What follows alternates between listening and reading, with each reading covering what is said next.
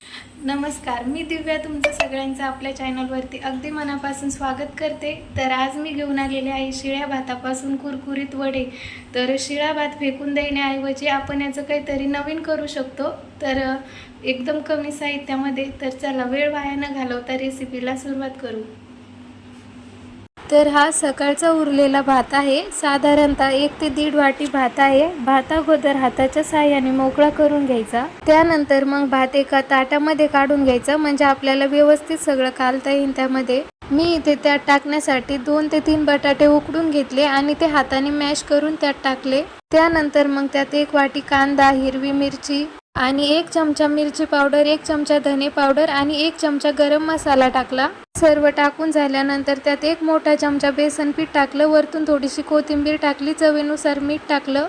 त्यानंतर मग हे सर्व मिक्स करून त्यात थोडं थोडं पाणी टाकून उंडा मळून घेतला।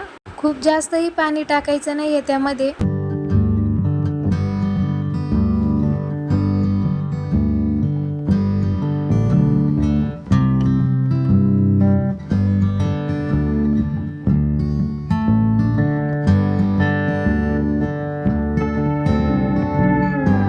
अशा प्रकारे आपल्याला याचा उंडा मळून घ्यायचा आहे आणि हाताला थोडंसं तेल लावून याचे गोल गोल वडे बनवून घ्यायचे आहे।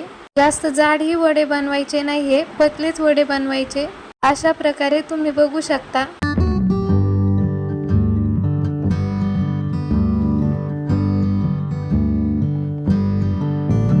आणि सर्व वडे करून झाल्यानंतर गॅसवरती कढई ठेवायची, तेल चांगलं गरम होऊ द्यायचं आणि गॅसच्या मीडियम फ्लेमवरती हे वडे तळून घ्यायचे। गॅस एकदम मीडियम फ्लेमवरती ठेवायचा, म्हणजे आपले वडे आतमध्ये कच्चे राहणार नाही आणि कुरकुरीतही होईल।